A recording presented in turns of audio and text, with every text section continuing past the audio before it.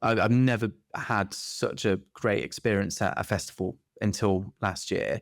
I Right. was like, everything was just so vivid. I was so alive. I was so present. I wasn't using those portaloos every 5 minutes, and Oh, I yeah. wasn't queuing up at the bar for 15 to 20 minutes just to get a couple of 10-pound strongbows or ciders or whatever. Yeah. I was there in the music. I was enjoying it. I was more social. I was sociable because I wasn't thinking about, oh, I need to fill up my drink, or, oh, I need a drink.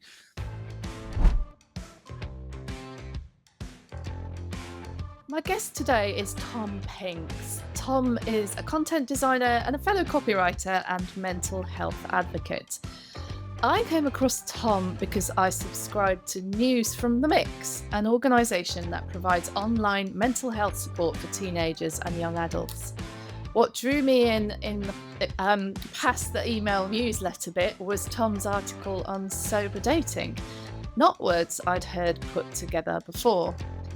The sober movement has gained momentum in recent years, and the number of teenagers saying they don't drink alcohol has also increased, with a recent YouGov study putting the number of 18 to 24-year-olds in the UK who say they don't drink at all at 39%.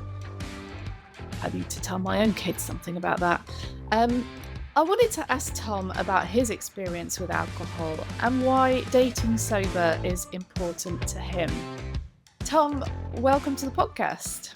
Oh, hello. Lovely to be here, Helen. How are you? Yeah, I'm good. We were just having a Good. conversation about the Mix. It's an organisation that I've followed online ever since I started the podcast because it's not just mental health, is it? I had a little look today, and there's an article up there about budgeting for university, which is very timely. My daughter's just gone back and is forever moaning about not having enough money. So it's pretty practical as well as mental health, isn't it? Absolutely. Can I ask, is your daughter using the budget tips that we wrote? Well, I will send them to her. I don't Perfect. Yeah. suppose it will prevent her from moaning that she doesn't have enough money. Yeah. We do our best.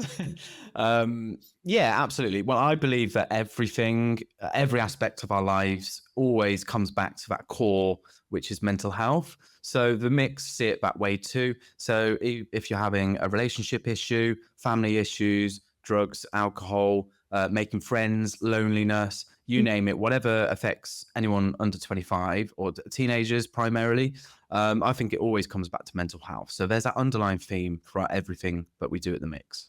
Yeah, you're right, actually, because if you're struggling financially at uni, then that's going to impact how you feel emotionally, Hmm. and everything does. You're absolutely right. Uh, I'm sorely tempted to go down a line of let's talk about mental health at university because this could get really interesting, but that's not what we're here for.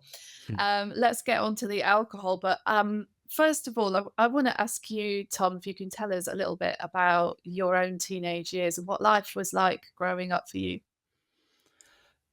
So, firstly, I think that I've never been asked that question before. So, when you sent over the information before this interview, it really got me thinking Uh, because I'm trying to live in the moment, or I'm always guilty of looking into the future and seeing what's next, what's coming up, and that has its drawbacks too. But I never quite look at my upbringing and my teenage years until now. So I had a big think about it. And I'm going to say it's probably not good for the podcast. It wasn't very remarkable.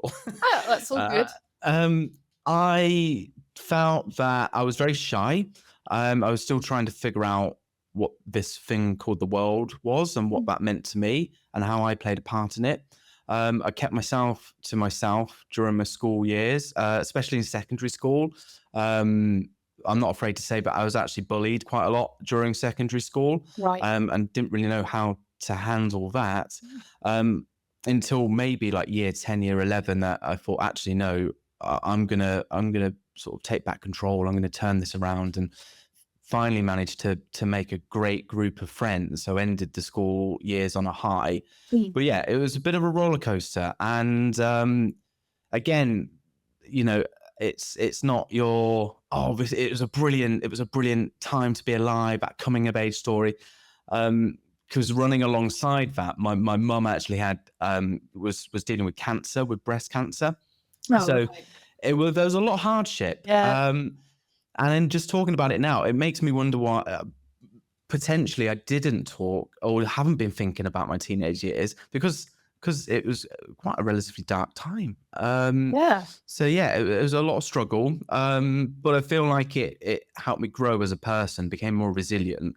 As I said, quite shy, very timid, um, but going through these different experiences helped me come out of my shell a little bit. Although I was still very shy going into university, and it wasn't until sort of after university that I sort of started to open up a bit now. Yeah, Right. yeah. I mean, I've literally just written down 7 or 8 different podcast episodes that we could record together on the Hmm. basis of what you just said.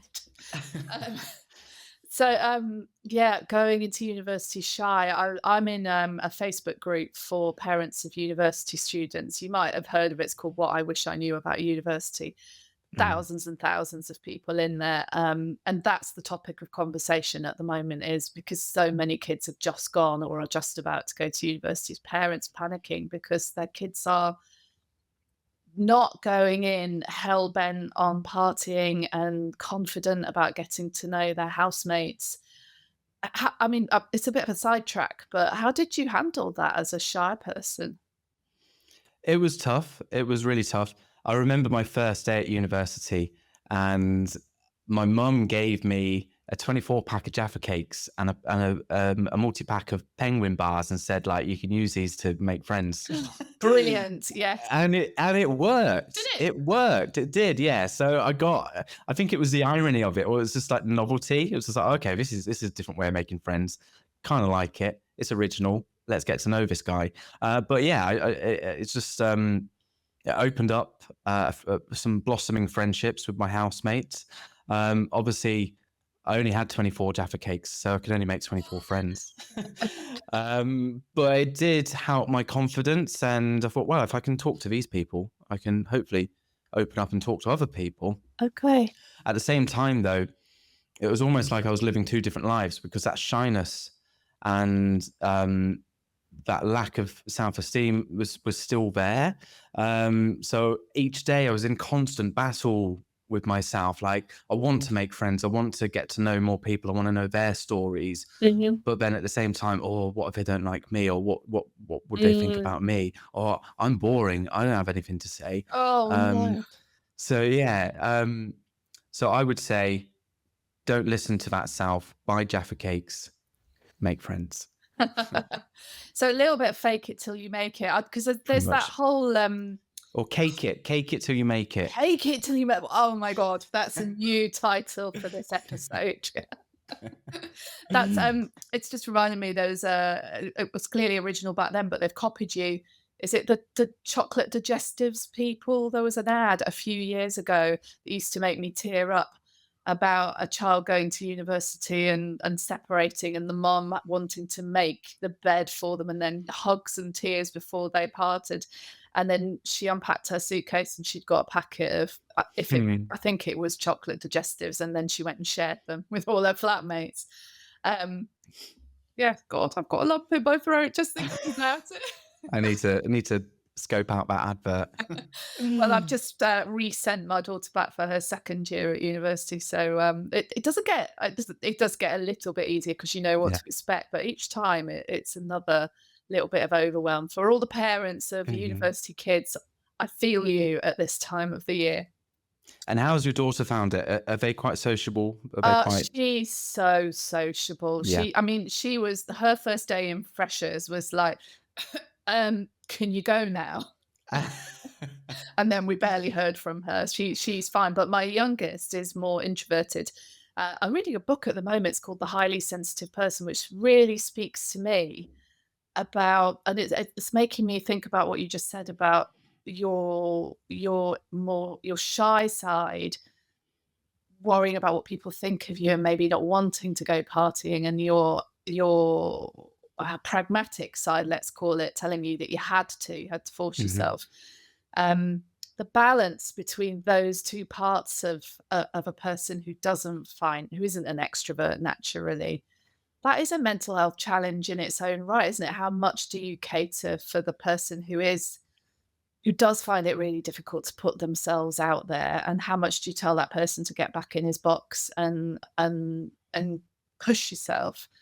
It's a real dilemma for, I think, for a lot of kids or a lot of people. I still have it. Yeah, it's exhausting. It really is Yeah. exhausting. And feel like that's a nice segue into talking about being sober and sober dating, which requires a lot of confidence because during university, as you said, trying to shut that part of me down and just say, no, I'm not going to listen to you. No, I'm going to try and make friends. I'm going to go out and enjoy and live life to the fullest. I was using alcohol as a Right. way to quieten that Right, negative that's what I part wanted of to me. know, about Yeah. being bullied and having Mhm. stress at home. That's a lot to Mhm. deal with, and, yeah, you said it was quite dark.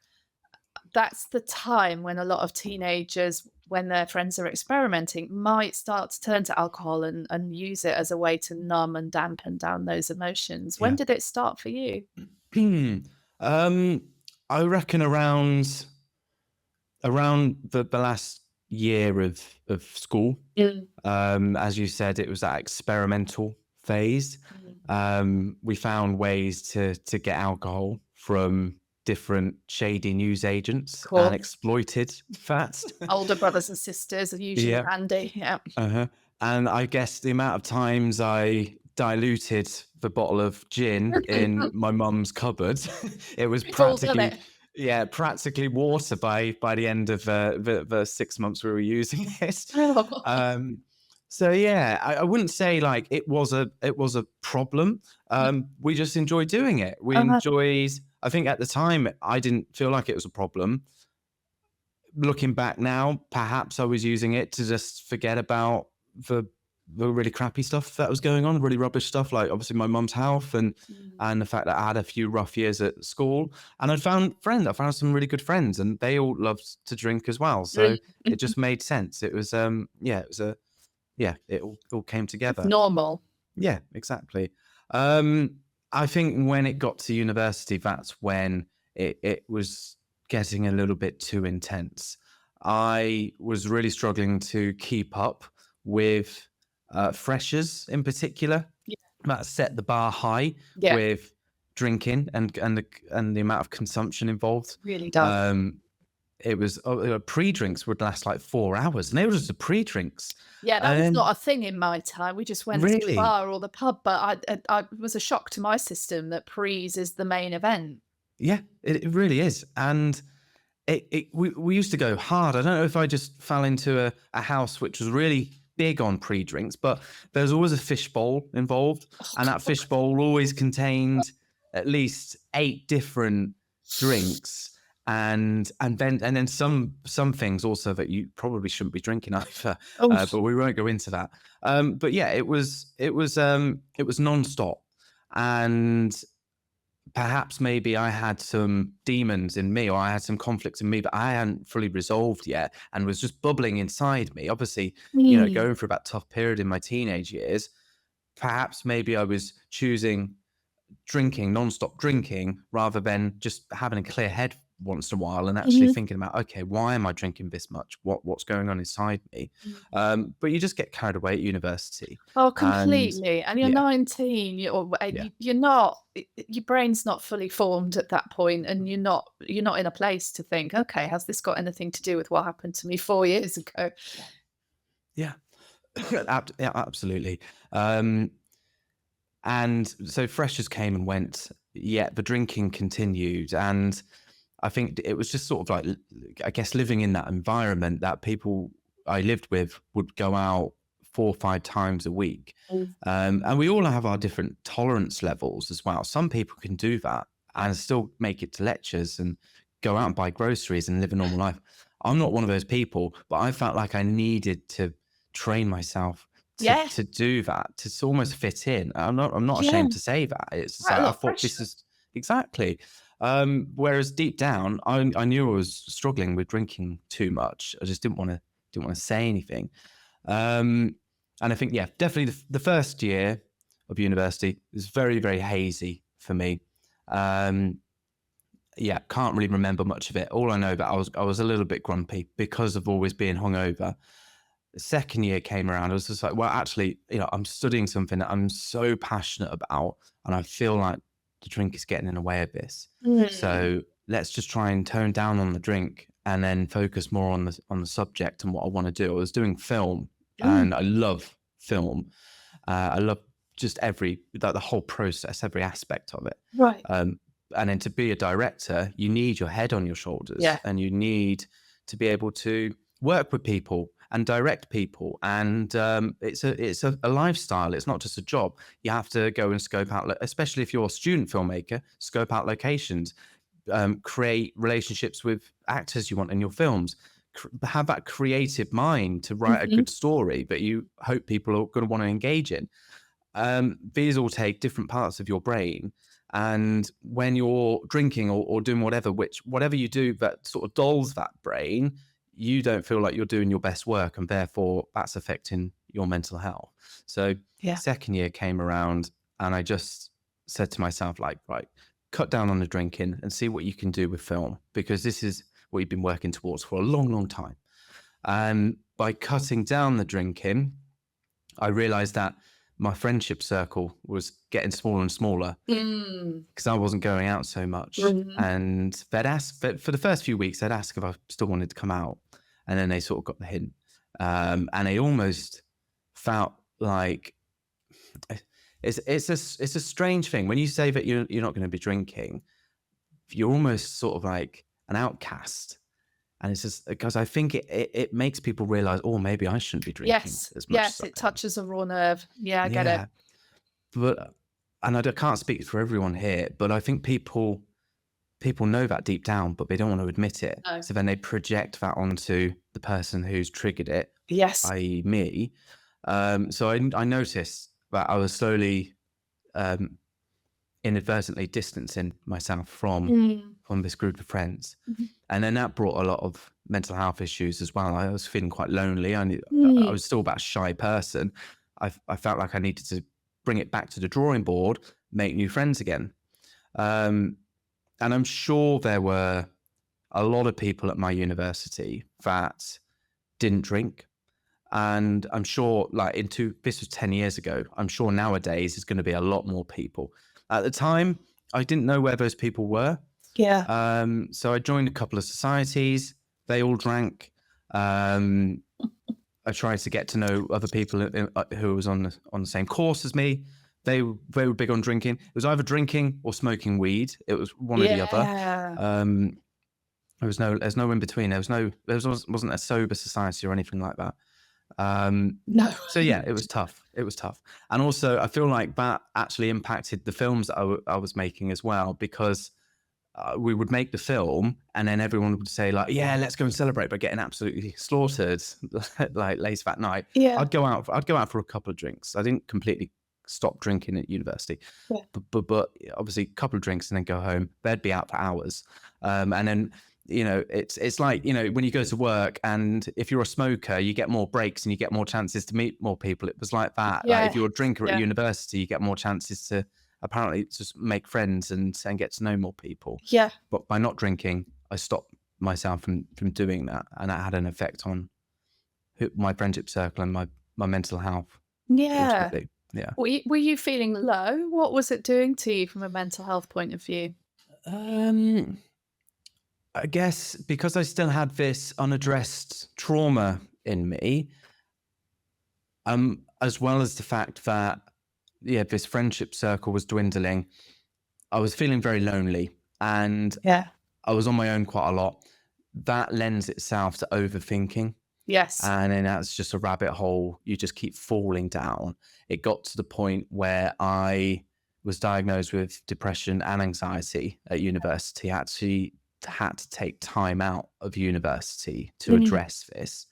I did all that I could at university, but this was 10 years ago, and there was nothing available in terms of mental health support at my particular university.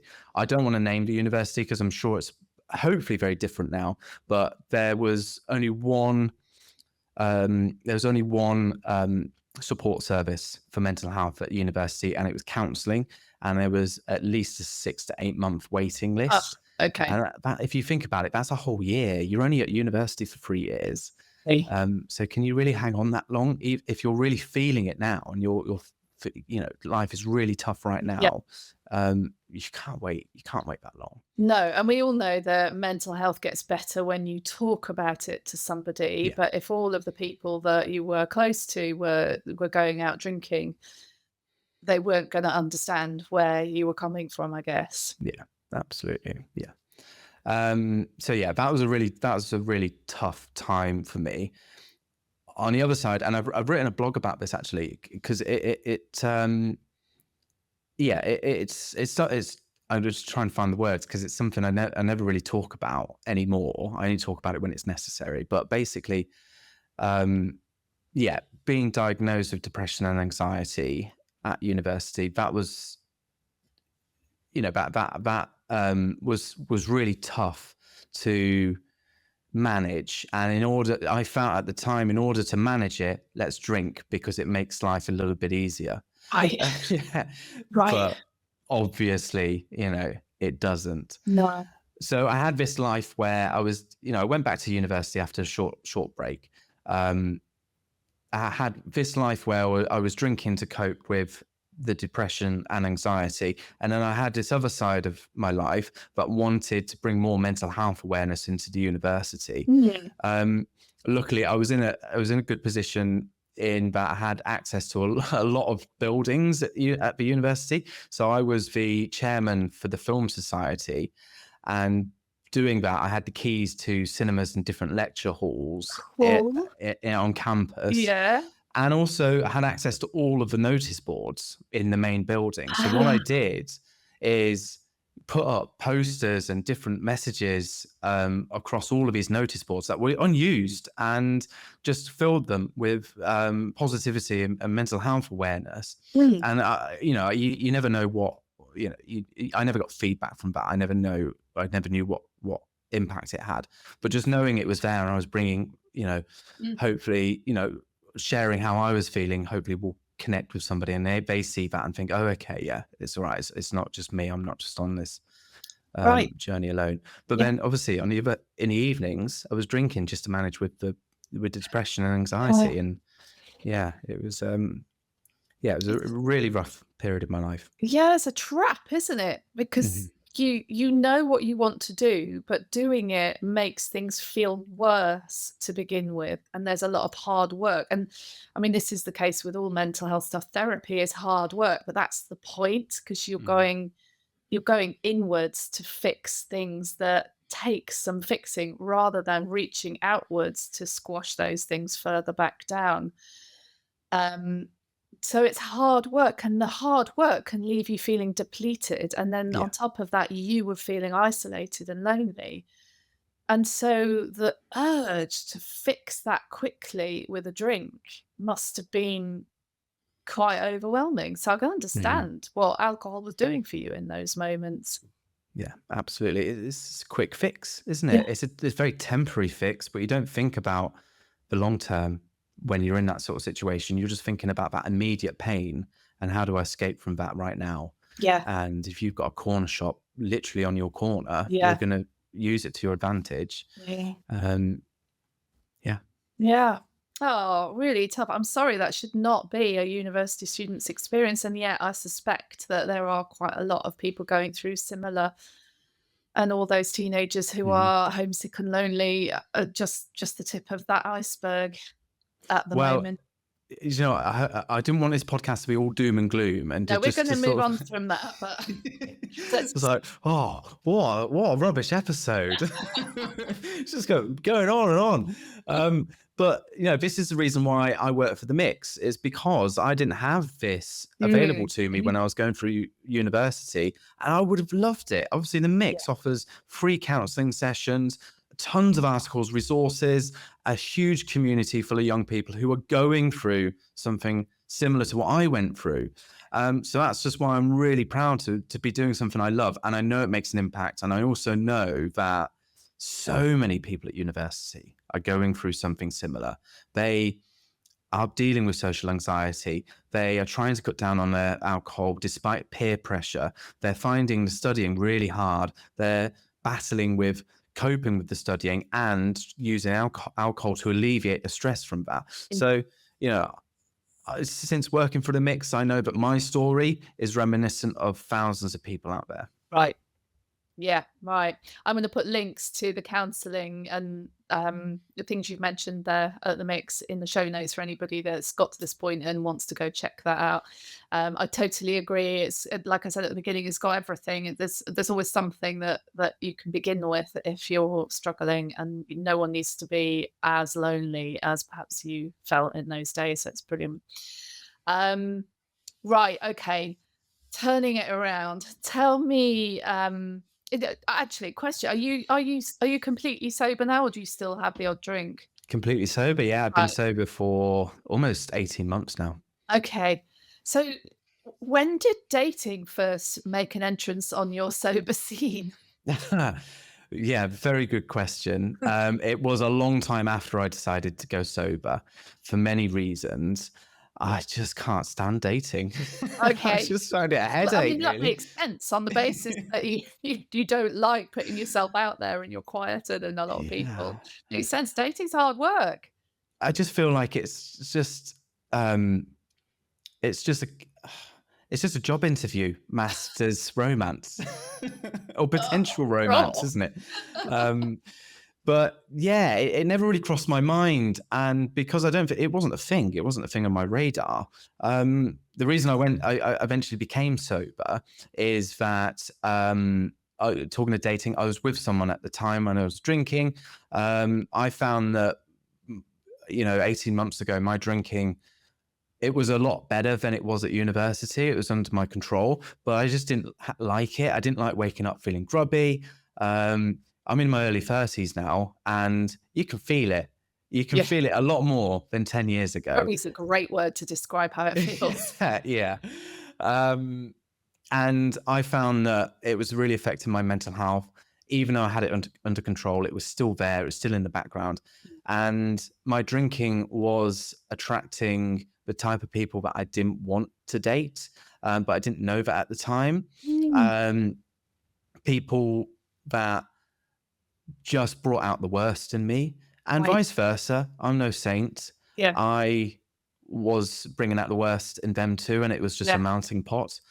Mm. That particular relationship came to a head, and it was a big turning point.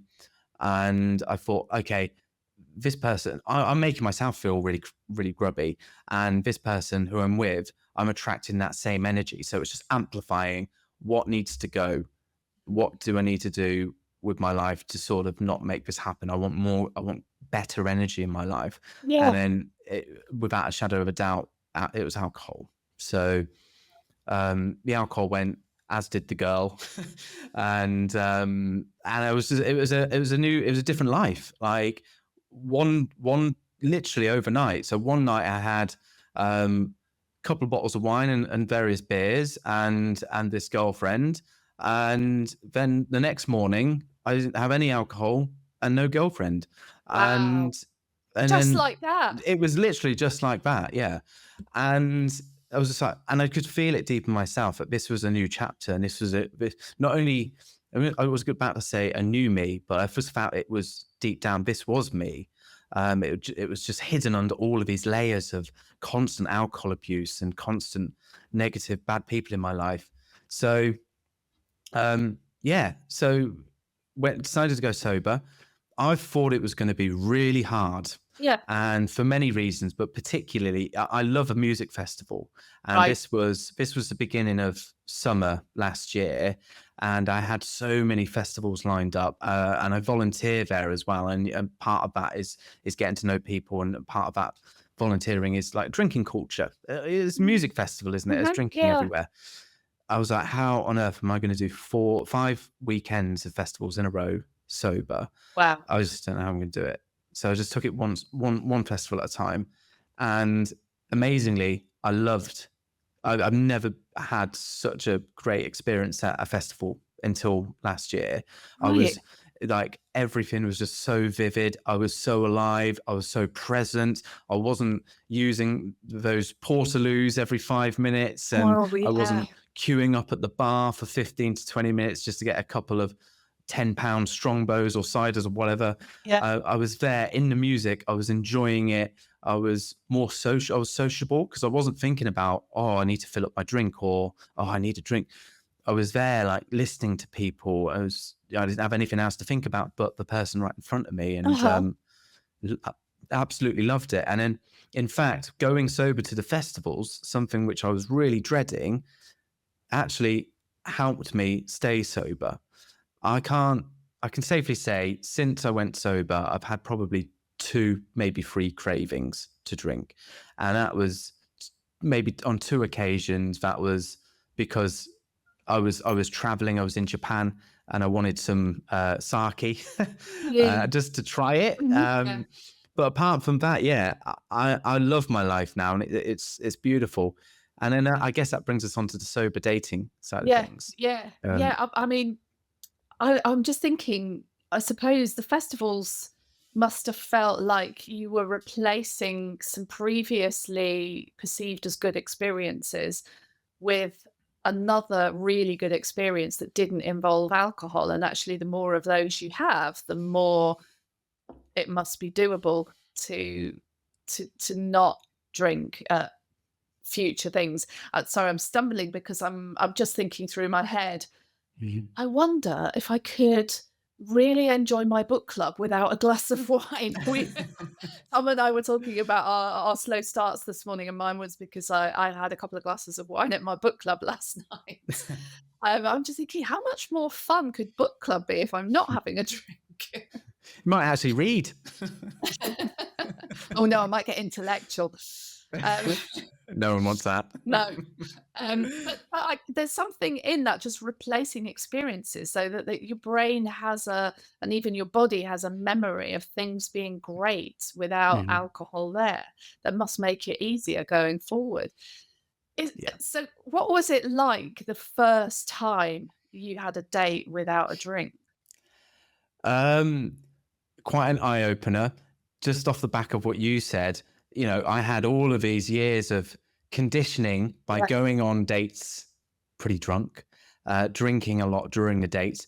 And yeah, I'm not going to lie, I was a little bit nervous.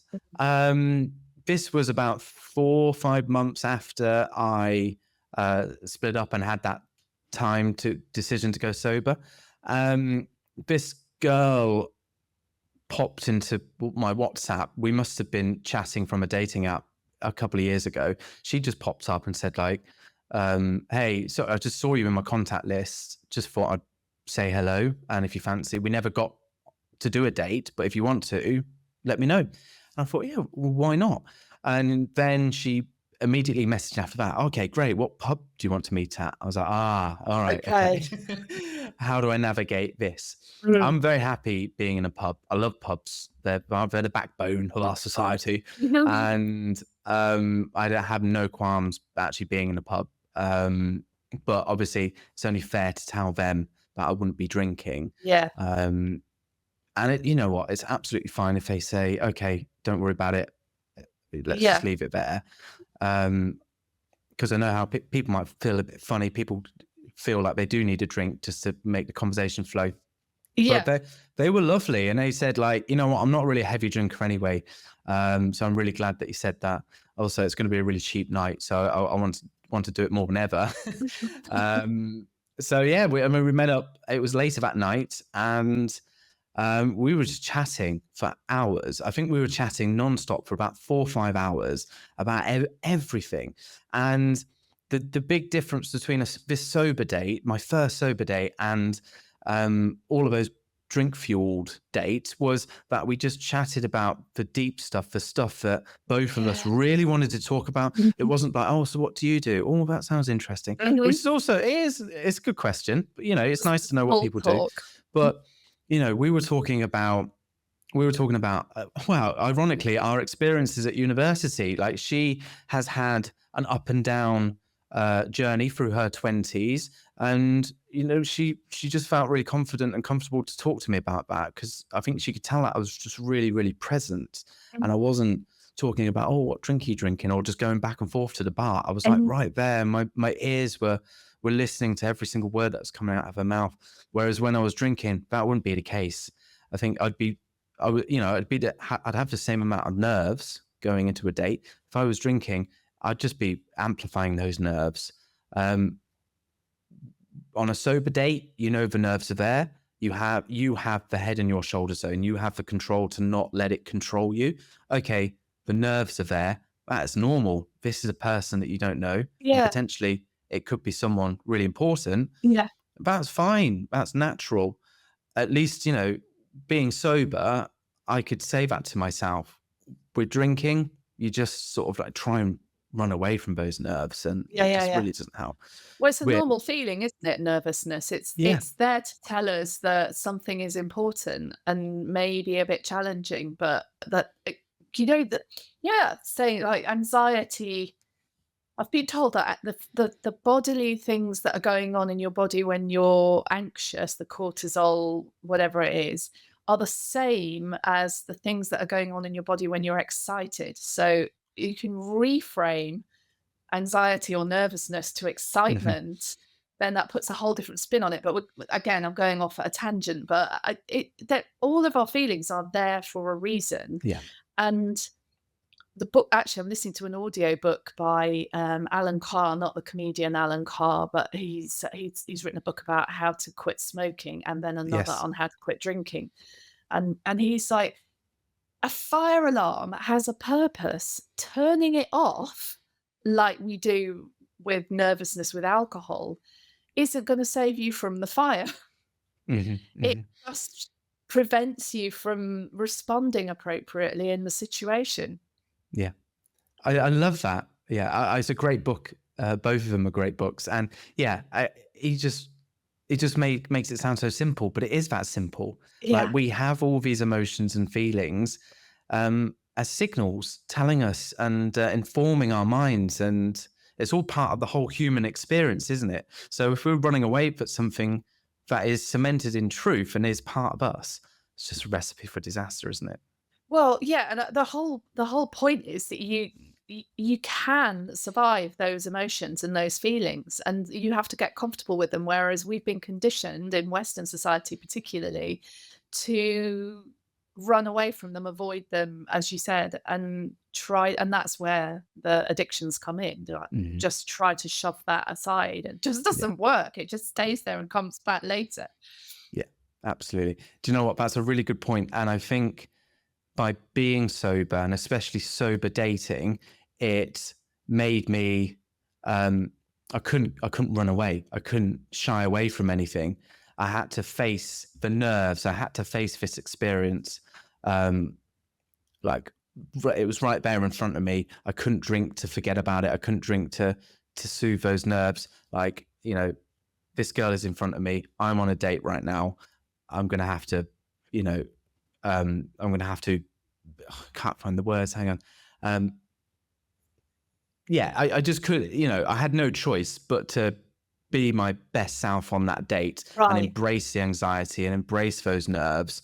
Whereas before drinking, I'm just running away from it, and it's clouding my judgment, and it's just not making me a very interesting person. And I don't have a lot of control about what's coming out of Right. my mouth. Yeah.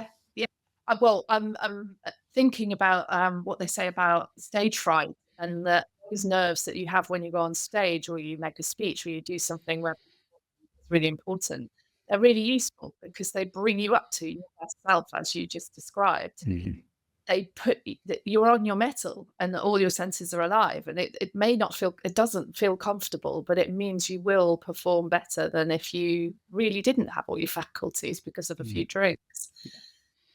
So, um, I mean, the piece you wrote for the mix was, yeah, it was just really interesting. What would you say young people in particular need to know about sober dating? Why would you say try it? Why would you say give it a go if people haven't done that? Young people haven't done that. I'd say give it a go because it save you a lot of money. True. I mean, drinks are not cheap anymore. It's like what, 750 a pint, especially in London. Oh yeah, gin Um, and tonic's a tenner. I've stopped yeah, drinking gin because it's a tenner every yeah, time. yeah. It's ridiculous. most importantly, though, I think if you're serious about dating, if you're serious about finding someone, and I think also it boosts your chances of them liking you too, but getting rid of the alcohol and getting to, by being sober on a date, it helps you get to know someone on a deeper, more personal level. You get to chat about the real stuff and the stuff that matters to them. Um, yeah, it keeps your head on your shoulders. It gives you that sense of confidence, that self-esteem that is only going to put you in the best position when it comes to dating. If you don't get me wrong, if you are just a casual dater, if you're looking for a one night fling, then maybe a few drinks ain't going to hurt. But if you are really serious about finding someone, and I think we Yeah. all are deep down And about connecting with that special person yeah. and building a life with them, then go sober. Just do a couple of sober dates, see how it is. I think by doing the first few dates sober gives you that confidence, that injection of enthusiasm and self-esteem. And then a few dates down, once you've got to know each other a bit more, having a few drinks is only going to enhance that bond that you've already made. So by going sober and sober dating, you get to show off your true, authentic self. You're not hiding behind a mask of alcohol. It's you. Yeah. And they're either going to like you or not like you. That's the dating game, isn't it? But at least you're showing your genuinity and your authenticity. So yeah, that's why I'd encourage anybody, even just once, just to try sober dating. Yeah. So what I mean, I need to just be clear here. You're not saying everyone should be sober is much better. You're saying that even if you're a drinker, experiment and try dating without a drink just to see what that experience is like, right? Yeah, absolutely.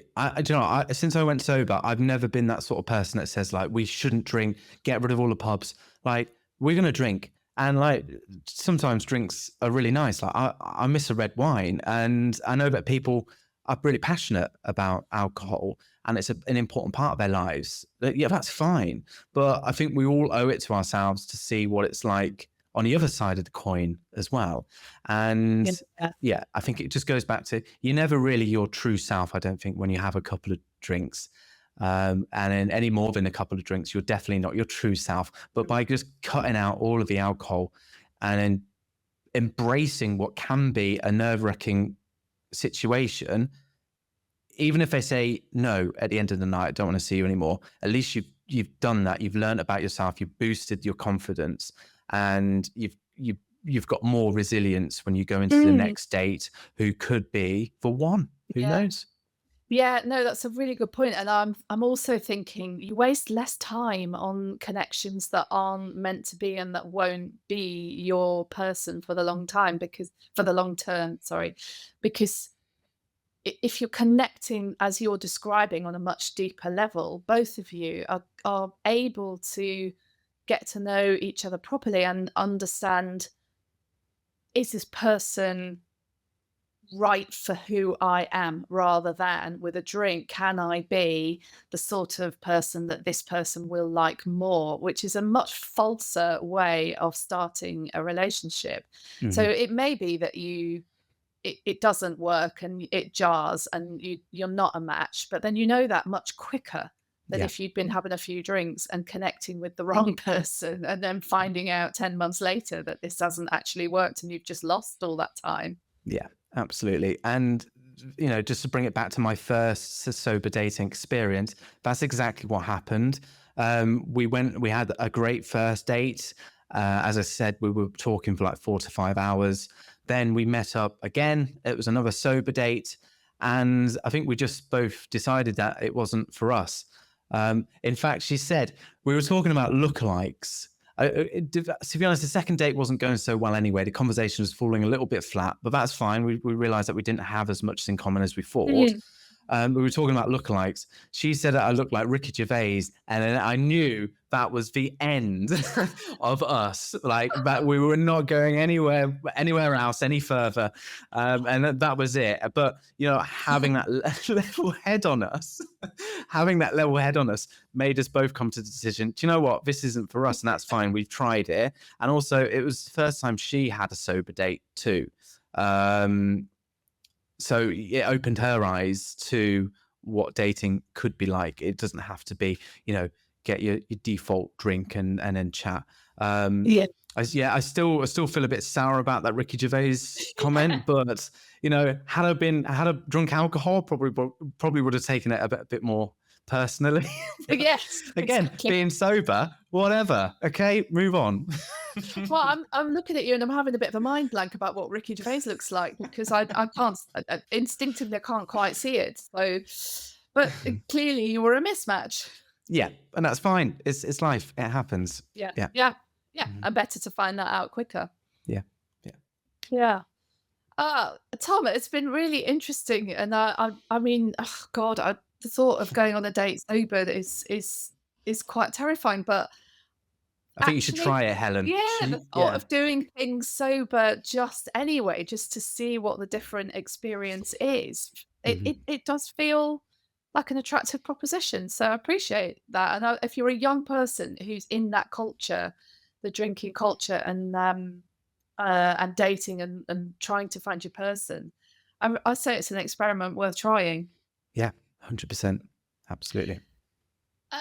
Tom, is there anything that you would like to talk about or say that you haven't said during this, or where can people find more resources? We've talked about the mix already. Is there anything on the Mhm. mix that's specific, or any way you'd like people to connect with you? Yeah, just a few closing words. I would say talking about going sober and living a sober life. If anybody listening was considering it, or if parents are listening of kids who were considering it, I would say that quitting alcohol, that's the easy part. But I think for me personally, the hard part was by quitting alcohol, it cleared my head and it allowed me to sort out what was going on in here. Mhm. We were talking about the whole journey from school into university. It was a really tough time for me.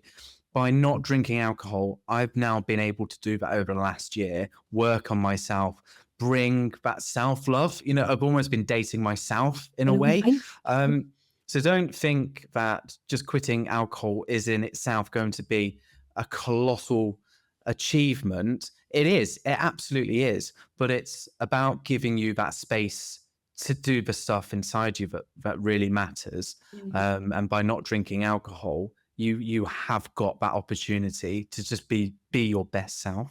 Mhm. Um, and yeah, I mean, and you're not on this journey alone. With the mix, they're doing sensational work, helping thousands of young people across the UK with whatever they're going through. We have tons of articles and resources on living a sober life, moderating your drinking, dealing with so many different mental health conditions at university. Like, you name it, we've got it on the mix. So if anyone's listening and they wanted to find out more um, about the topics that we've discussed here, and if they feel like they're finding it hard, visit us at the Mix, themix.org.uk. We also have a great podcast out as well, not to steal Helen's thunder, Yeah, but I'm it's going. I'm called going the to go and have a listen. Go. Perfect, thank you. It's called the Mix 6 podcast. It's wherever you get your podcasts. And yeah, again, we just, whatever a young person, anyone under 25 is going through, we cover it. It doesn't matter who you are, where you come from, who you love. We like to think that we make every effort possible to address what you're going through and not make you feel so alone with that journey. There's free counseling sessions for young people. There's a thriving community full of thousands of young people that connect with one another, like peer-to-peer support. Right. Again, if you wanted to write articles for us, if you wanted to get involved in the podcast, just let us know. We are here for every single young person in the UK. Amazing, and I couldn't agree more. It really is a great support for young people, um, and also I'm agreeing with you with the quitting alcohol just clears your head to make that brave decision to re-engage with yourself. Which at the end of the day, I say it's brave because it is tough, but it is really what we're all about. We're born to be who we're meant to be, and we can only do that if we really have a good relationship with ourselves. Mhm. So I'm really pleased that you came and told your story to us. Thank you, Tom.